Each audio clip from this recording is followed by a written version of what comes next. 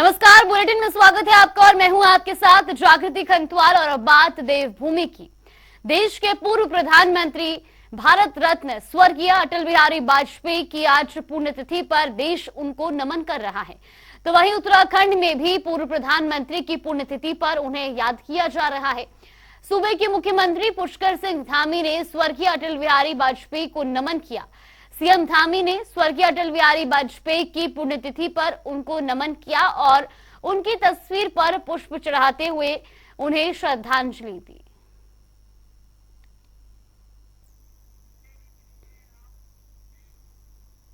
देश के पूर्व प्रधानमंत्री अटल बिहारी वाजपेयी की आज 5वीं पुण्यतिथि है, जिसके मद्देनजर बीजेपी ने देश प्रदेश में श्रद्धांजलि कार्यक्रम आयोजित किए। तो वहीं कैबिनेट मंत्री प्रेमचंद अग्रवाल ने अपने आवास में पूर्व प्रधानमंत्री अटल बिहारी वाजपेयी को श्रद्धांजलि अर्पित की।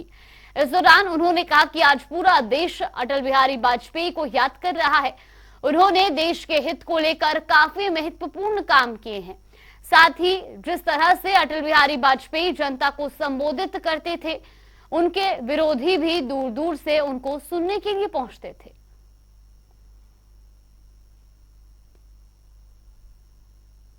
बहुत ही आदरणीय प्रधानमंत्री रहे और जिन्होंने उत्तराखंड का निर्माण किया और जिन्होंने जो अपने टाइम पे जो लोगों के दिलों में जगह बनाई। श्रद्धेय अटल बिहारी वाजपेयी जी की आज पुण्यतिथि है। निश्चित रूप से हम तमाम पार्टी के भले ही लोग होंगे, लेकिन पूरा आज देश उनको याद कर रहा है। उनके किए गए जितने भी कार्य हैं, अब आप चाहे परमाणु विस्फोट की बात करें, चाहे यूएनओ में पहले ऐसे व्यक्ति जिन्होंने हिंदी में जाके वहाँ भाषण दिया हो,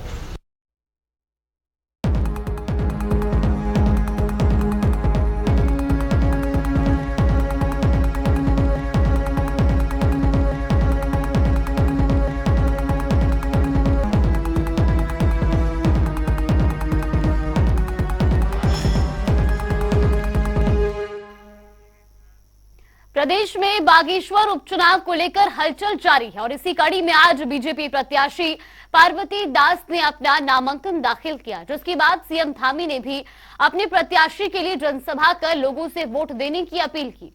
सीएम धामी ने कहा कि दिवंगत मंत्री चंदन राम दास के अधूरे कामों को अब उनकी पत्नी पार्वती दास पूरा करेंगी, जिसके लिए उन्हें आपके समर्थन की आवश्यकता की जरूरत है। तो वहीं नामांकन के बाद बीजेपी के बड़े नेताओं के भी बयान सामने आए हैं। सभी नेताओं का कहना है कि बागेश्वर उपचुनाव में बीजेपी भारी मतों के साथ उपचुनाव में विजयी होगी। आपको बता दें कि बागेश्वर सीट चंदन राम दास के निधन के बाद खाली हुई थी, जिस पर अब 5 सितंबर को मतदान किए जाने हैं। मुझे याद आ रहा है कि उस समय हम लोग आप सबके बीच में आदरणीय चंदन रामदास जी के लिए आपका समर्थन मांगने के लिए आए थे, आपका आशीर्वाद मांगने के लिए आए थे। लेकिन ये कभी नहीं सोचा था कि वो इतनी जल्दी हमारे बीच से चले जाएंगे और फिर से आप सबको एक बार यहां पर फिर से उनको श्रद्धांजलि और उनकी चंदन जी की पार्वती उनको अपना समर्थन, अपना मत, अपना आशीर्वाद देने के लिए आना पड़ेगा। भाइयों बहनों, आज विश्वास नहीं हो रहा है कि चंदन जी हमारे बीच में नहीं है। उनका इस प्रकार से एकदम से हमारे बीच से चला जाना, ये केवल एक परिवार की क्षति नहीं हुई, पूरे बागेश्वर की क्षति हुई। इस विधानसभा क्षेत्र में रहने वाले अनेकों लोग जो उनको प्रेम करते थे, उनके सपनों को आगे बढ़ाने का काम करते थे, उनको बहुत आघात लगा, बहुत धक्का लगा। एक असमय उन सबके लिए भी एक ऐसी घड़ी आ गई जिसके बारे में उन्होंने सोचा भी नहीं था। भाजपा परिवार के लिए और मैं कहूंगा कि व्यक्तिगत मेरे लिए भी एक बहुत बड़ी क्षति थी, क्योंकि उन्होंने मुझे हमेशा अपने छोटे भाई की तरफ से माना। मैं मुख्य सेवक के दायित्व में था, लेकिन हमेशा से वो मेरी भी अत्यंत चिंता करने का काम करते थे। कि आज नामांकन का दिन है और जिस प्रकार का उत्साह बागेश्वर की जनता के अंदर मैं देख रहा हूँ, ये निश्चित रूप से चंदन रामदास के कार्य का प्रभाव है। प्रत्याशी घोषणा के बाद से ही पूरे बागेश्वर के अंदर एक उत्साह का वातावरण था, कार्यकर्ता उत्साहित हैं और मैं कह सकता हूं कि आज का जो नामांकन है अभी तक के बागेश्वर के इतिहास में सबसे बड़ा संख्या का नामांकन रहने वाला, बड़ी संख्या में लोग रहने वाले हैं। हमारे प्रदेश के माननीय मुख्यमंत्री जी नामांकन अवसर पर हमारे मध्य रहेंगे। पार्टी हर चुनाव को बहुत ही सीरियसली लेती है और हमने उनकी धर्मपत्नी पार्वती दास जी को टिकट दिया है। मुझे पूर्ण उम्मीद है कि और मैं हर चैनल में ये बात कहता हूँ कि 3 सबसे बड़े कारण हमारे जीतने के चंदन रामदास जी का जो लोगों से यहाँ पे रिश्ता रहा है, जो उनका प्यार लोगों की तरफ रहा है और लोगों परिवार उनके परिवार को लोगों ने प्यार दिया है, जो भारतीय जनता पार्टी की संगठनात्मक शक्ति है, और तीसरा माननीय पुष्कर सिंह धामी जी ने जो काम करके 1.5 साल में जो उनका नेतृत्व रहा है, ये 3 हमारे सबसे बड़े कारण रहेंगे चुनाव देखूंगी। और बाकी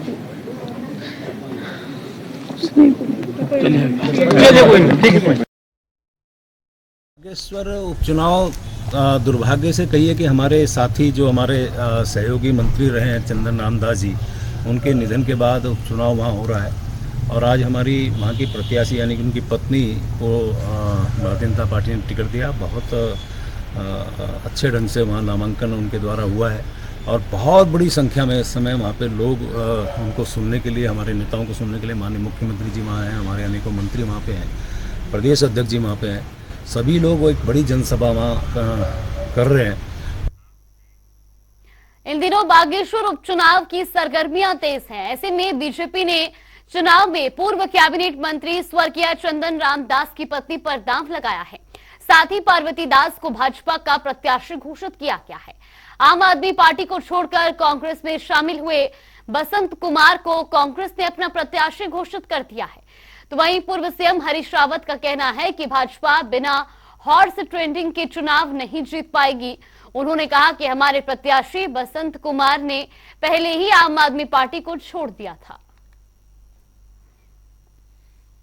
हमने क्योंकि वो पहले ही छोड़ चुके थे अपने दल को, जो मुझे ज्ञात हुआ, तो उनको उपयुक्त समझ करके हमने उम्मीदवार बनाया।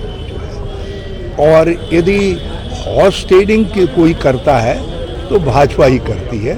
उनका इतिहास उत्तराखंड में भी हॉर्स ट्रेडिंग का, अरुणाचल में, मणिपुर में, गोवा में, कर्नाटक में, मध्य प्रदेश में, आप कहीं चले जाइए भाजपा ने, और महाराष्ट्र के अंदर उन्होंने हॉर्स ट्रेडिंग की है। हॉर्स ट्रेडिंग करना तो भाजपा का सगल बन गया है। बागेश्वर उपचुनाव समीप है और ऐसे में हर दिन नए अपडेट जारी किए जा रहे हैं।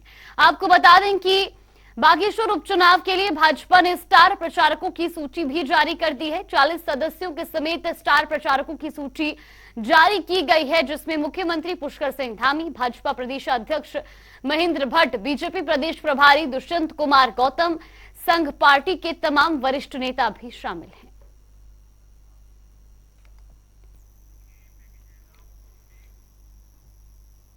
उत्तराखंड के बागेश्वर उपचुनाव को लेकर सियासी सरगर्मियां काफी तेज हो गई हैं। हर पार्टी सत्ता की चाबी पाने के लिए रणनीति तैयार कर जोर शोर से मैदान में उतर चुकी है। निर्वाचन आयोग की ओर से तारीखों के ऐलान के बाद ही प्रत्याशियों को लेकर चर्चा जोरों पर है। तो वहीं इस उपचुनाव में बीजेपी और कांग्रेस में सीधी टक्कर होनी तय है। बागेश्वर उपचुनाव बीजेपी और कांग्रेस दोनों ही दलों के लिए महत्वपूर्ण है।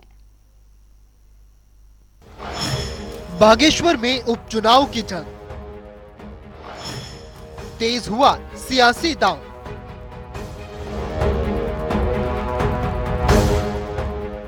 राजनीतिक दलों के साथ चुनाव आयोग ने भी बागेश्वर में होने वाले आगामी चुनाव के लिए कमर कस ली है।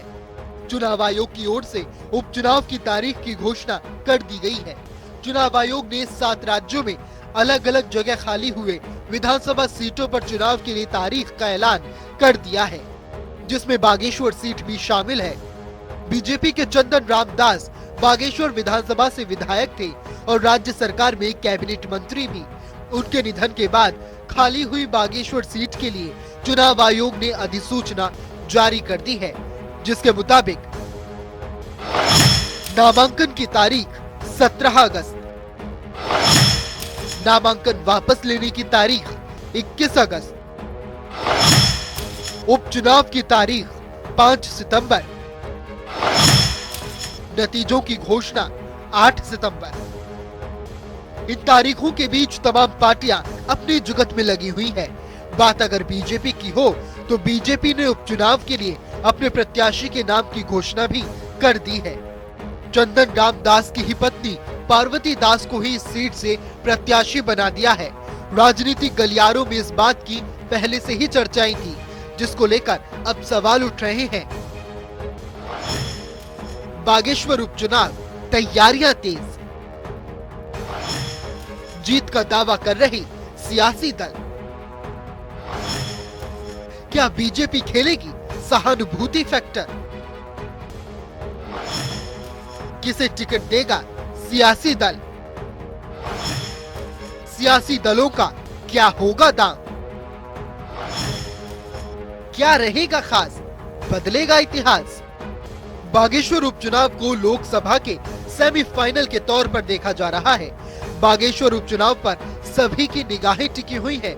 हर कोई ये जानने को आतुर है कि आखिरकार स्वर्गीय कैबिनेट मंत्री चंदन राम दास की विधानसभा का नया प्रतिनिधि कौन होगा। उपचुनाव के लिए बीजेपी अपनी तैयारी पूरी होने का दावा कर रही है। वहीं बीजेपी पदाधिकारियों का कहना है कि कार्यकर्ताओं ने भी कमर कस ली है। बागेश्वर उपचुनाव को लेकर कांग्रेस भले ही ताल ठोक रही हो और जीत का दावा कर रही हो, लेकिन विपक्ष में रहते हुए उपचुनाव में सीट जीतने की चुनौती कांग्रेस के सामने है। भले ही इस समय सारे दिग्गज एक मंच पर नजर आ रहे हो, लेकिन चुनावी रणनीति और जनता के सामने वोट के लिए एकजुटता दिखाना कांग्रेस के लिए काफी मुश्किल भरा काम हो सकता है। जनता का रुख साफ है, सत्ता का ऊंट किस ओर बैठेगा खुद सुन लीजिए। बागेश्वर में उपचुनाव की लहर है। इस बीच रोजाना होती राजनीतिक उठापटक से ये खेल और भी दिलचस्प होता जा रहा है। ऐसे में दल बदल भी देखने को मिल रहा है। बीजेपी ने कांग्रेस के रंजीत दास को अपनी पार्टी में शामिल किया तो कांग्रेस ने भी एक अलग ही दांव खेला। उन्होंने आम आदमी पार्टी के प्रदेश उपाध्यक्ष बसंत कुमार को अपनी पार्टी में शामिल किया और उन्हें ही बागेश्वर सीट से अपना उम्मीदवार भी घोषित कर दिया। बीजेपी की तरफ से देखा जाए तो उन्होंने चंदन राम दास की तरफ से खाली हुई ये सीट पर उन्हीं की पत्नी पार्वती देवी को उतार दिया है। ऐसे में बीजेपी पर लगातार आरोप लगाए जा रहे हैं कि वो सहानुभूति कार्ड खेल रही है। अब देखना तो ये होगा कि कांग्रेस क्या वाकई में 13 साल का जो सूखा पड़ा है उपचुनाव में वो नहीं जीत पाई है किसी भी, तो ऐसे में क्या वो जीत पाएगी? और भी कई ऐसे सवाल यहाँ पर उठते दिखाई दे रहे हैं। 17 अगस्त यानी कल नामांकन होना है। तमाम पार्टी के जितने भी उम्मीदवार हैं वो अपना नामांकन पर्चा दाखिल करेंगे। वहीं 5 सितंबर को ये उपचुनाव होने हैं, जहां जनता अपने मत का प्रयोग करके अपना नेता चुनेगी और 8 सितंबर को आएंगे नतीजे, जब ये साबित हो जाएगा कि आखिर बागेश्वर सीट का ये ताज किसके सिर पे सजेगा। बागेश्वर में आदर्श आचार संहिता लागू कर दी गई है, जबकि 5 सितंबर को बागेश्वर में उपचुनाव होंगे और जनता अपने मताधिकार का प्रयोग करेगी।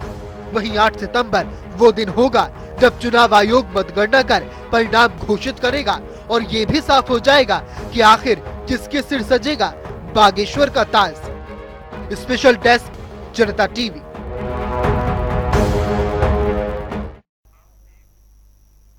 तो बागेश्वर उपचुनाव को लेकर के नामांकन तो दाखिल हो गए हैं, लेकिन अब 5 तारीख को इसके मतदान होने और ऐसे में 8 तारीख तक ये साफ हो जाएगा कि बागेश्वर की जनता किसे सत्ता का ताज सौंपती है। चलिए बुलेटिन में फिलहाल के लिए बस इतना ही। यहाँ पे रुकते हैं छोटे से ब्रेक के लिए।